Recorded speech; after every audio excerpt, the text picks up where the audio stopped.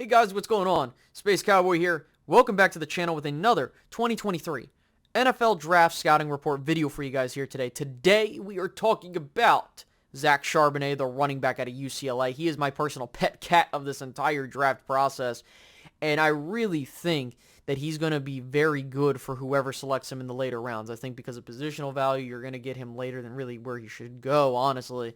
And we're going to talk about that all in today's video. Now, before we get started, please hit the like button. Doesn't take too long to do. Greatly helps out the channel a lot in this video. Subscribe if you're new. Hit the notification bell so you can stick around and get more content in your sub box.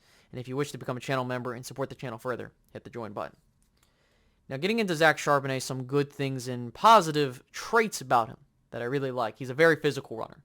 He is very hard to bring down, and I've noticed that a lot in tape and highlights. Whenever he gets into open space and he's churning for extra yards, he doesn't immediately go down. You need to put everything that you have into stopping this guy.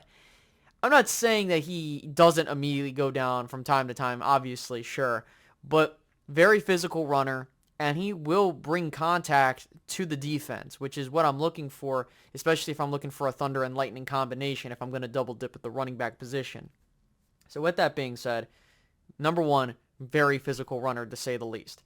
Another thing that I absolutely love about his game is his ability to be an amazing north-south running back.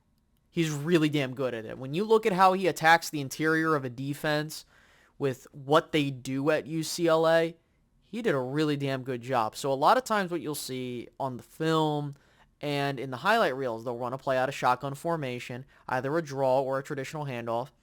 He'll go at the interior of a defense. He'll have that initial burst that's good about him, as well as the vision that he has to see the correct running lane to go through. Then, after he gets that, the next thing he's doing is, how can I get through the second level? He'll either make that one cut, or he's going to run through somebody and hope to God that he can get through them or past them to get some more yardage out of it. Really damn good at it.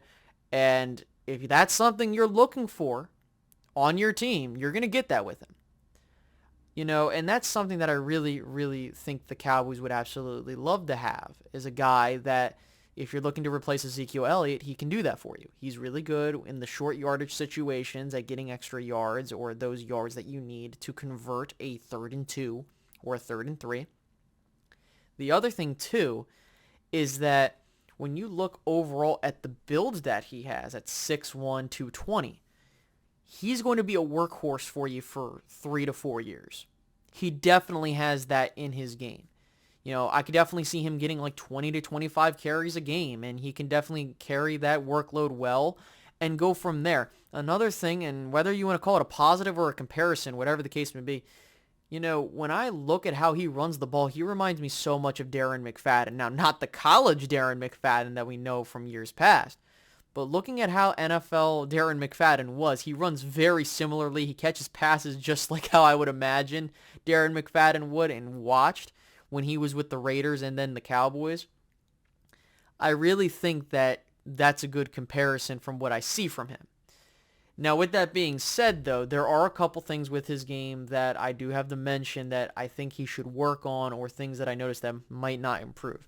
So one of the first things that I see here is when he's looking to make a cut or change any form of direction, he loses a lot of his momentum. So a lot of times what will happen is, and you can actually see this in his game, when he is running and he makes a change to make someone miss either in the 2nd or 3rd level, he loses all or most of his momentum. And then the next thing you're looking to see is how long does it take for him to get his full speed back? And it takes a couple seconds. And I understand that you could say that about most people, but realistically, you know, it's one of those things where if he tries to make a cut, he's most likely going to go down, you know, especially if someone's coming from right behind him.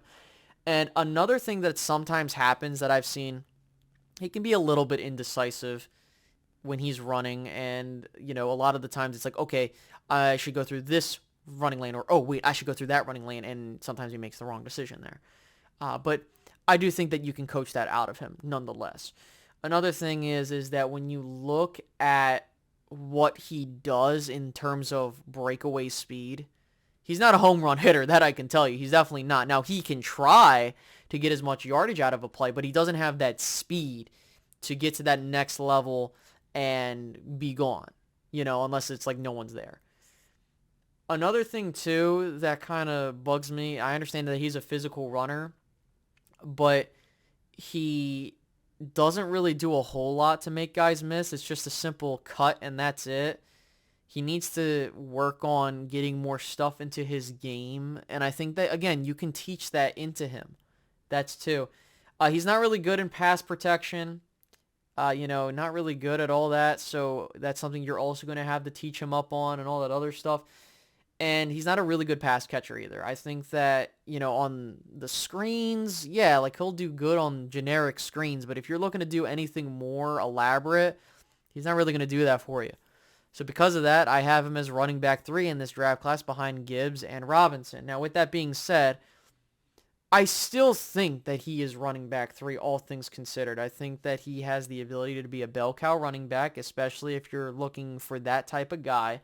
Another thing, too, is that if you're just looking for a running back of good value in the 3rd and 4th round, he's definitely worth a pick. 110%. I think I could see him going in the late 3rd, mid-3rd to the early 4th to mid-4th. That's the range I have for him. Now, in terms of a grade, I have a 2nd round grade on him, 110%.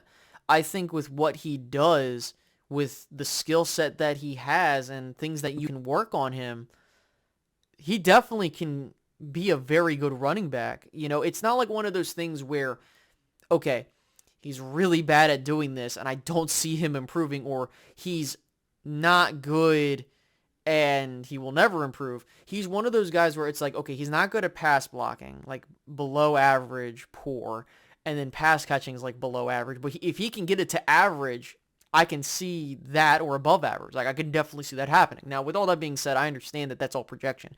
But if it were me, I would take him in the 3rd or 4th round, given the running back position, and I would make him my workhorse running back, north to south running back, for 3 to 4 years, and then just move on.